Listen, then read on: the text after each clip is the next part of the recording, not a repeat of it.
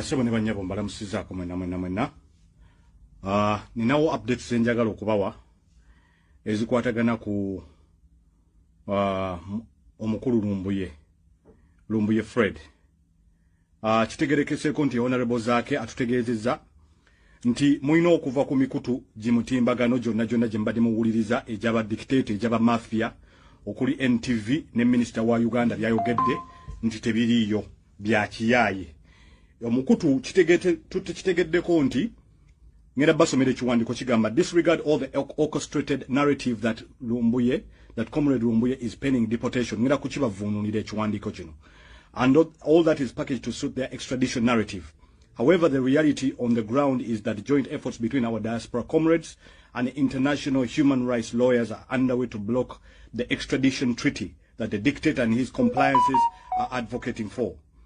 Whereas it's true that Turkey authorities are holding Comrade Lumbuye in their custody on orders of the dictator himself, it is not true that was arrested for breaching any laws of his host country.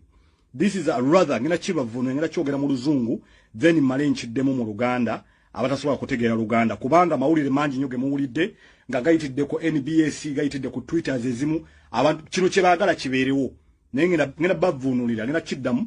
However, we are confident that our public pressure plus our international human rights lawyer, we shall solidly secure Comrade Lumbuye's freedom so he does not face any political persecution that Kampala regime plans to impose on him. Kanchiddemu mu Luganda. Tiimu eri ettake ekubiriza buli muntu yenna obutagoberera ebyogerwa ku mikutu egimu n'emikutu egya government egyogerwa bananga bankubira temunkubira kati mujja kunkubira kedda temunkubira kati. Tiimu eri ettake emaze okukitegeerako nti mukulu Lumbuye abantu abo byekwerinda ettake bamulina. Era government ya Uganda ekola buteebere okulaba nga Lumbuye atwalibwa Uganda. However, Lumbuye talina musango gwe yakola ttake, whereby nti ttake nayo yesanze mu position y'okubeera nti ekola ki tesobola kuwayo muntu ono naye abe Kampala ku ground government y'aba mafia eyagala ttake eweeyo Lumbuye asobole okuteekebwako emisango government gyegambe egy'okumuggulako egy'okukunga mu bantu omuliro sikitegera kirwa kyabe kyakunga mu bantu muliro kubanga kitegetumba fena tumanyi akalulu bakabba fena tukimanyi ebyaluwo tukimanyi ti government ya Mwami Museveni yatabana Uganda ngena kuzomwezi 18 era tetufunanga report ekwatagana ku kintu ekyo. Era bayongera ne bagamba nti emitimbagano gino gyonna gye muwulira minister abayogera minister Oriema avuddeyo n'ayogera bya bulimba nti yakwatibwa era pulaani eno yakolebwa abe Kampala. Pulaani y'okukwata Lumbuye yakolebwa Kampala nga bayita mu bantu abamu era Lumbuye si wa kugenda Uganda tali ku flight nti ali Uganda nga bwe babagambye nti ajja kutuuka ku makya ekyo kya bulimba. Ne bakugamba nti ba human rights lawyers bakola buteebere okulaba nga Lumbuye akola ki nga Lumbuye ateebwa. Kino ekiwandiiko kiri official. Lumbuye akyali ttake. However, government ya Uganda eyagala Lumbuye aweebweyo atwale Uganda naye ttake talinayo musango gwe yazza. Singa yali abadde mu mwenyi w'amateeka ettake kyali badde kyanguyira ttake okwextraditing omuntu ono ne talina musango gwe yazza ttake, whereby nti Ugandan government egezezaawo okuteekawo amawulire agalaga nti Lumbuye ali Uganda wali on board genda Uganda naye tali on board akyali ttake ab'ebyokwerinda ettake be bamulina. Kati kye twebuuza abo byokwerinda ettake bamulina lwaki? Nti yazza omusango nti government ya Uganda eyina jurisdiction ki okuyingira mu nsonga za ttake. Era musigale nga muteekawo pressure abakola kyonna kye mukola kubanga you have made so much noise. Abantu bonna bali alert. Emitimbagano gino banne bannayuganda njagala muddemu amagezi, njagala mubeeremu n'amagezi, njagala ekintu kino kankikubiremu akafaananyi katono nti obeera mu America wazizza ebisango mu America kati ate government ya America nekukwata nekuwa nti owozesebwe Uganda olabe ng'ekyo kikola amakulu okirabe ekyo nga kikola amakulu TV za Uganda zonna ezisinga zezoogera ne Twitter handles ez'aba gavumenti ya Uganda zebizoogera bya kiyayi bya bulimba. Lumbuye akyali ttake. Lumbuye aliwa? Lumbuye ali ttake. However, but human rights lawyers bagala government ya ttake establishing lwaki Lumbuye ali mu custody. Echo, that is an official document has come out, official update. Toba omuntu yenna akubuzabuza honorable Zaake ali ku ground. Atera tukimanyi nti honorable Zaake okudde Uganda bajja kwagala okumuteekako emisango egy'okubeera nti afinansinga omuntu agezaako era egimu ku misango egyagala okuteekebwako Lumbuye omusango gulimu nti akunga mu bantu omuliro. Simanyi ngeri Lumbuye gyakunga bantu mu muliro. Tebagende balumbe government no wabula kubawa information gw'obeere nga weetegeerera. Ennaku z'omwezi 18 omwezi gwa November tumanyi nti bannayuganda battibwa tetufuna nga official report. Tukimanyi nti bantu bangi nnyo ababadde mu opposition nga batubuzaabuza ebbanga ddene. Tukimanyi ffena tukimanyi lwatu nti sente zibadde zibbibwa mu government. Tukimanyi nti bamafia babadde basurvivingira ku misinformation. Tukimanyi TV ezimu ezibuzaabuza abantu eziyinza kuvaayo ne zibawa mawulire matuufu. Muwulize bye tubagamba. Ate buli muntu yenna kyakola muwandiike post muziwandiike abakuba amasimu mugakube. Mulekerawo okubuzaabuzibwa. Mubuzigirikawo okubuzaabuzibwa nga mugenda ku mitimbagano egitalinamu egy'okuba malamu essuubi kubanga baagala kino mukiveeko baleete ekirala. Bajja kukola diversion zonna okukibajjako mudde ku kirala. Mulina okusigala nga muli ku mulamwa. Lumbuye is a big asset. Tumwetaaga mugundi mu ky'okukyusa government. Information nnyingi gye tutegedde. Muve ku by'emitimbagano. NBS tejja kubawa mawulire. Abali ku ground bakugambye ba establishinze nti wanne government ya Uganda kyeyagala eyagala Lumbuye bamuweeyo naye ate ttake egamba tumuwaayo olukukudiru kikubanga ettake tanazza musango kirudde ebbanga ddene nga Lumbuye baagala omuteekako emisango egyaki egy'okutunda enjaga era baba kugamba wano nti Lumbuye atunda abakazi bamalaaya akola prostitution era prostitution ring ebyo byonna bya bulimba era bamafia bakola buteebere okulaba nti Lumbuye aweebwayo nejjukiramu era mulimu abantu babadde bawayo information nga bajiwa Lumbuye okugifulumya eri mu bantu abo nabo bayina ekyabwe kye bakola nti afadhali baagala omuttira mu custody kaso waliwo ebintu bibiri parties ziri bbiri ezirwanagana akazannyo kano kawanvu njagala mukatunuulire akazannyo kano kawanvu njagala buli muntu yenna. It is such a coincidence nti mu wiki yemu waliyo event yali ettake. It is the same week Lumbuye gets arrested. Lumbuye got arrested by mafias at home. Lumbuye immigration temukwatanga ko immigration yettake yamukwata. Si yamukwata. He's been a person of interest by the Ugandan government. Why? Because he's been giving out information. Information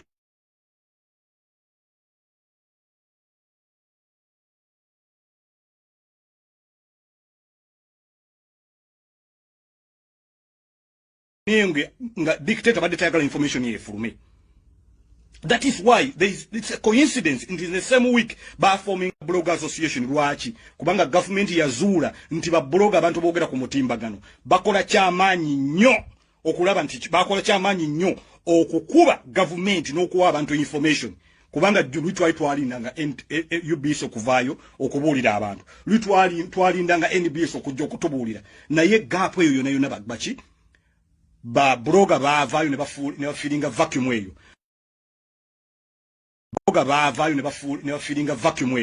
muwulirize ebigambo by'abantu bali ku ground. Honorable Zaake ali ku ground ne team emu n'abalabe sijja kwogera batuwadde official statement atabaddeeko ngenda kuddamu njikusomere ebyo byonna bye bakugamba nti Lumbuye agenda kutuuka enkye Uganda tali Uganda era ttake yeesanze mu position nga nzibu lwaki kubanga information yafulumye bali tebakisuubira nti abantu bayinza okutegeera amangu babadde tebakisuubira ttake jjukiramu it is a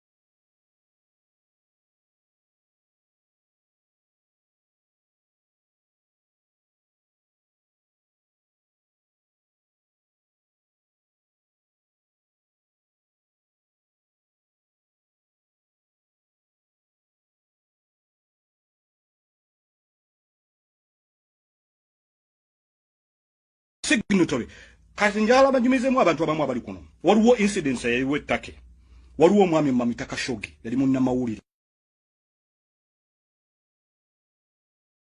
Gavamyo yayingira mu Saudi Arabia na embassy mu Zaake omwami bamitanga kashogi omwami ukigambibwa nti yattibwa mpoliziza bulungi yattibwa ya mu Zaake yese mivuye jirina but this time around olwokuba pressure je mutaddewo bo bali basuubira nti Lumbuye bajja kumukwata bajja kukozesa abatake okumukwata mu mulime kubanga mutegeera nti Lumbuye yabuze bubuzi kye bali basuubira bayite basuubira nti abantu boyinza okumanya kyovola bakati okuwoza ekintu kino bannayuganda bakiveeko balina kugamba nti Lumbuye yatwalibwa naye te Zaake ebuuza lwaki atwalibwa wane waffe talina musango gwe yakoze wane waffe talina musango gwe yakoze tebakulimba bamafia bakola butebereke okulaba nti Lumbuye atwalibwa Uganda bakola bataddemu sente nyingi nnyo tukimanyi information yemuli wakubata bakakasibwa nti bakozesa abantu abamu abalina emitimbagano okola kibaita entrapment ku Lumbuye tukimanyi it is not by coincidence tukimanyi naye tetunaba kukakasa mawulire ago kubanga ekikulu kya byonna kwe kusooka okujjayo Lumbuye okumutaasa Lumbuye lwaki tumulwanirira Lumbuye munna Uganda ngaffe ekituuse ku Lumbuye kiyinza okutuuka ku muntu yenna Lumbuye omusango gwe kubuulira abantu mazima yes alina ebintu byakola ebimu n'ebyo bibeerawo mu lutalo abantu babeera mu lutalo kibayita collateral damage bibeerawo ebintu bibeerawo mu lutalo nakuzo mwezi 18 government ya Uganda yavayo netabana Uganda banji nnyo tubadde tulaba drones nga zipikinga abana Uganda bannaffe ne bafiira abaana bato ne bafiira mu bintu ebitaliimu it is responsibility yogwe nga munna Uganda okulaba video eno okumanya nti okwatibwa kwa Lumbuye is not Uganda's problem. Uganda's problem is the mafiaism that has been killing people. Uganda's problem is the mafiaism that is happening in that country. Uganda's problem has never been Lumbuye. Uganda's problem is you going to study. Uganda's problem has been insecurity.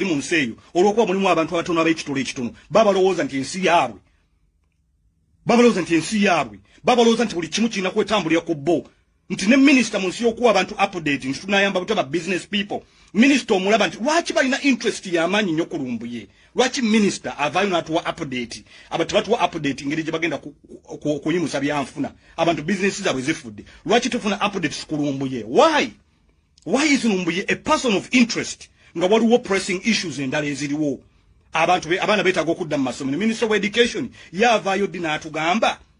yavayo dina atugamba biche abana bagenda bazza batya mu masomero how is the education system going to open up why we having a minister dedicating all his time to tell us nti Lumbuye is going to come to Uganda why and that is not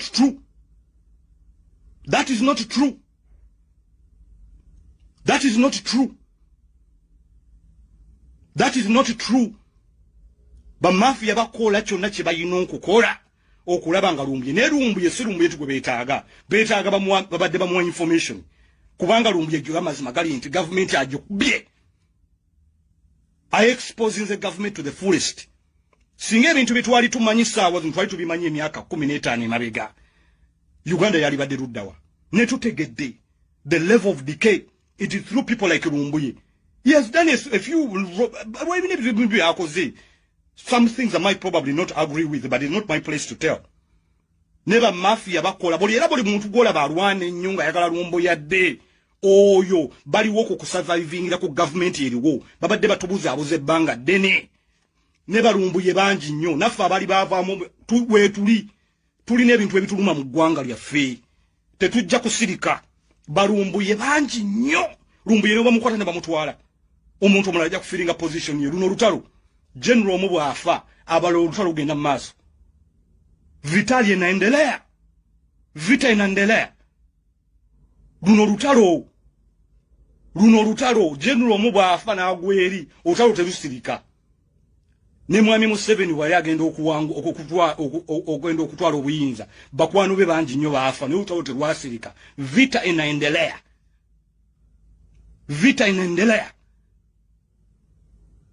Balumbuye banji nnyo abantu abalina ebizibu abantu abafiirwa abaana baabwe government tuwanga report ku bannauganda abattibwa twagala report eyeveeyo buli munnauganda kikwatako oyinza okuba tonnaba kufiirwa muntu wo oyinza okuba tonnaba kufiirwa muntu wo oyinza okuba nga kikusanyusa nnyo olwokuba taata waalina ka office ne trust me neighbor waali bulungi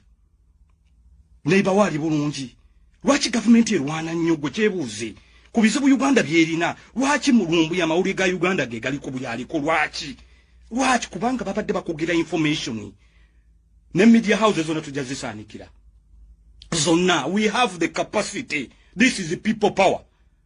We have the capacity nga bwe tuze tuwikula information fe twasala leherwe kubanga ne bono yogero ojja kufa ne bono osiriko ojja kufa ba Muhammad gundi baaliwo ba Muhammad Kirumira nabo baafa sigama nti bali ku internet. These are people that served their country with dignity. These are people that served their country with dignity. Yes, Muhammad Kirumira yafa. What was his crime? Was to speak about the mafias. The mafias would do anything to survive in that country. Ensi yaffe yafa yaggwawo baganda bange Lumbuye kyabadde atugamba. Lumbuye's crime is to tell you things by'obadde olaba nenga n'akuzukusa obwongo bwo. Okulaga kiki ekigenda mu maaso. Tetufunanga report ku bannauganda abattibwa. Tetufunanga report ennaku z'omwezi 18. Ugandans they were shot selling their food. But legislator bano baalaba ekyagenda mu maaso mu nsi nekikwewuunyisa tebavaayo kukyogerako. They never stood up even to demand titwetaaga okulaba bannauganda battibwa ennaku z'omwezi 18. But they are very lwaki bakyagala nnyo ekya Lumbuye okudda? Lwaki ekyo 18 tebakyogerako abantu abafa during election time? Lwaki tebakyogerako ekya drones zibadde zipiikinga abantu? Lwaki tebakiremerako ekyo? Who are the biggest criminals here? Who are the biggest criminals?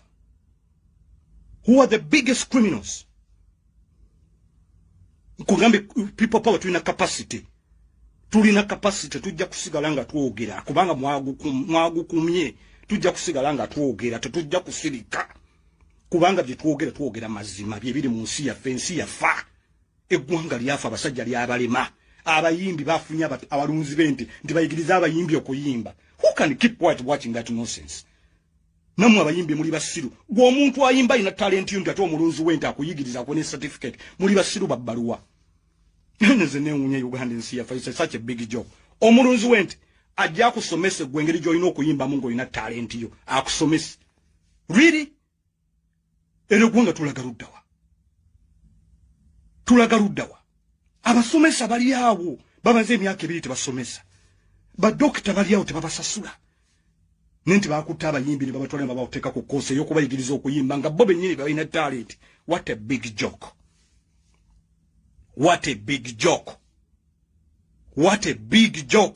Naye Balumbuye nga bwe mbagambye bangi tufe tetujja kusirika. We will never keep quiet. Bwe mbamulowooza nti kino ekyokujjawo Lumbuye simanyi sito kyemutaddemu Lumbuye mbu kututiisatiisa tetujja kufa ffe twasala leerwe kila muntu yote malaika buli muntu yenna buli mauti y'omuntu yenna buli mwoyo gw'omuntu gulina okutestinga ku kufa. Ojja kufa nga otudde ku toilet yo. But what sort of legacy, what sort of country are we leaving our children? What sort of country? A country where we're having an investor coming and taking people's land with guns. A country where we're having abantu ne bajja ne mundu ne batwala abaana abato simply because balina bwe bawagira. And we can keep quiet? Tujja kusirikira ku ekyo? Our country is decayed. And I must thank Kenyans for waking up to this Ruto Museveni marriage, Ruto NRM marriage. Thank you, Kenyans. Asante sana.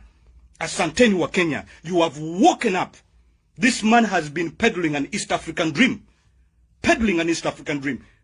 Little did you know that he was peddling for a dynasty.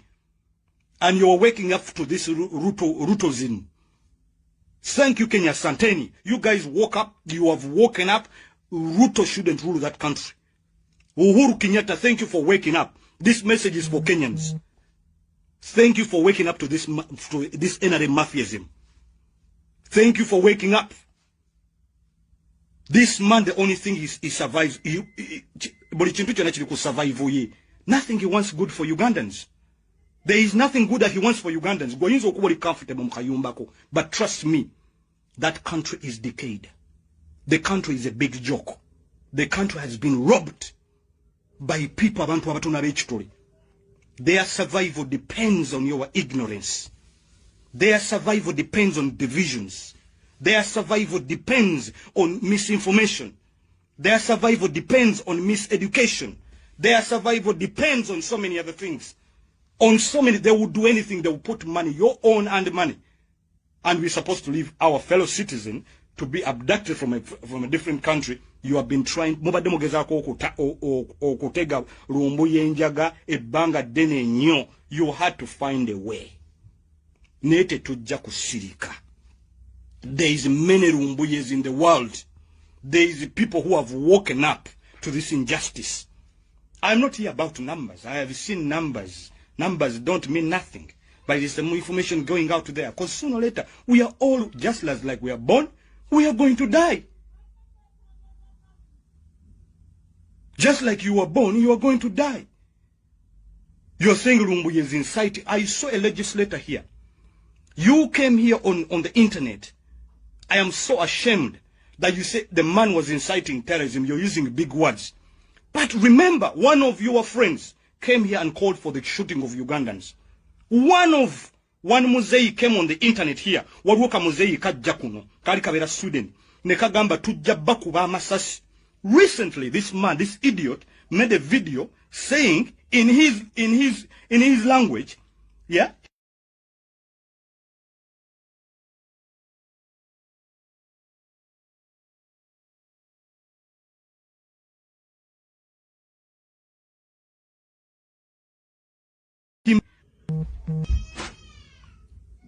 This is the idiot. We caught him on camera. Look at this idiot. Look at this idiot.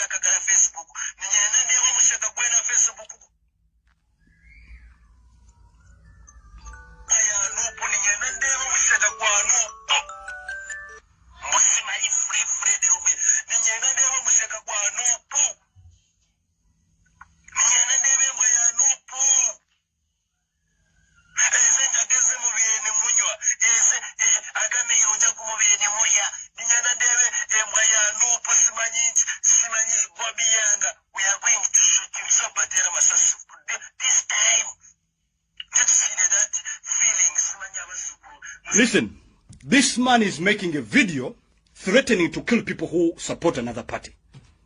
In his local language, shooting Ugandans, okuta bannauganda. He's making a video in Uganda. We have not seen the legislator to coming to talk about people like him. Why? Watch the video. This is what he said. I told you, this is a new Chisanja. Because ogende ku street olabi, tuzakutera masasi na maite ontekwa tukitera masasi. Ngomu simu tekwa tukutera masasi nyendo jezo simanyi ngenda kweka kasasi manyi. Nyendo jezo musimanyi mufuri obo jezo wanika kagaroti ya musimanyi free de Lumbuye simanyi chi. Tuzakutera masasi. I told you, this is a new Chisanja. Because ogende ku street olabi, tuzakutera masasi na maite ontekwa tukitera masasi. Ngomu simu tekwa tukutera masasi nyendo jezo simanyi ngenda kweka kasasi manyi. Nyendo jezo musimanyi mufuri obo jezo wanika kagaroti ya musimanyi free de Lumbuye simanyi chi. Tuzakutera masasi. I told you, this is a new Chisanja. Now, I have given you something to speak about. We have not doctrinated this video. This is a man that is claiming to want to kill Ugandans. He made this video recently. President blogger. That man was in Uganda. It's called Bachiga Facts. He's speaking in Runyankore, saying to Nendo Kubatera Masas, meaning that we are going to shoot you. That is what the man said. If that is not terrorism, I don't know what it is. These legislators have not come out. These so-called legislators, they have not come out to speak about a man like him. During election, a man came on live video calling for the shooting of Ugandans. We shall shoot. Saying that they will shoot us. They will shoot Ugandans. A man came on live video. He used to live in Sweden and called out to the shooting of Ugandans. And that is not a terrorist. And he's the head of the bloggers in Uganda, financed by the state. What level of hypocrisy? The level of hypocrisy. We are not scared of you. You might kill one of us, so many of us, but it's not going to take away the problems of Uganda. Uganda. Just like we were born, we are going to die, all of us, even the ones holding the guns, killing innocent civilians. Killing innocent civilians, all of us are going to die at some point. It is just a matter of time. About the COVID, yeah? About the COVID, listen to this man clearly. What is Nyankore?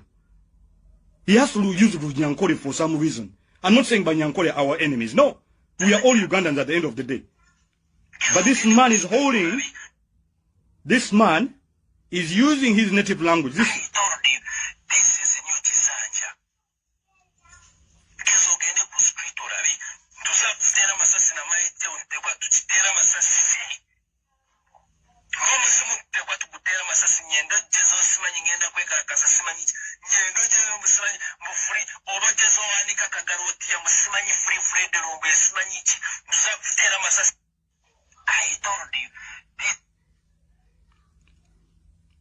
So,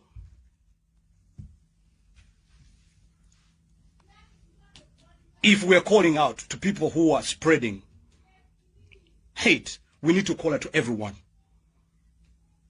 Call it to everyone. Tetujja kusirika. We are not going to keep quiet. Tetujja kusirika. Mbagambi buli muntu yenna n'abafudde COVID basose kwata mundu. They didn't challenge the government. No. They didn't.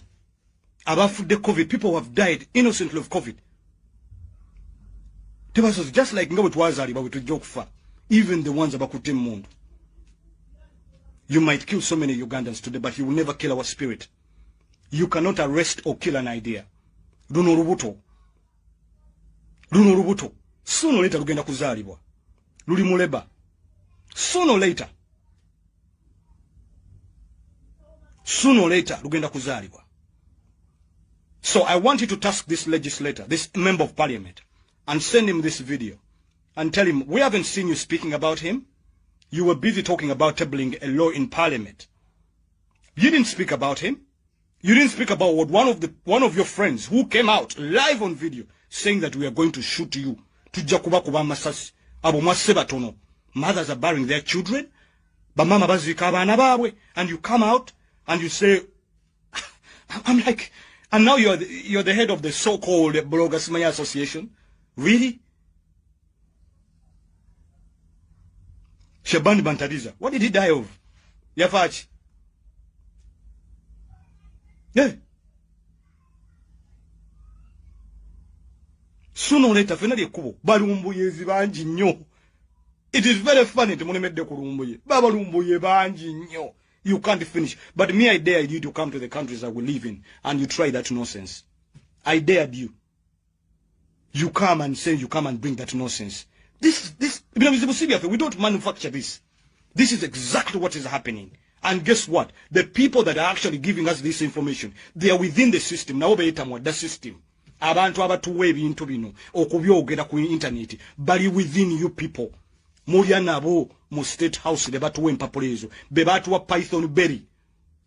That was a classified document. People that live so many miles away twagifuna to that document here, Python berry. Operation Python berry. How did we get that document? Twagifuna tutya. We don't live in the state house. We don't live in the state house. Document it wajefuna tutia Python berry. Because people that eat with you, people who are frustrated, who are tired of this system, they give us this information. So before you go and arrest the messengers, maybe you need to go and look within your own house. Muyino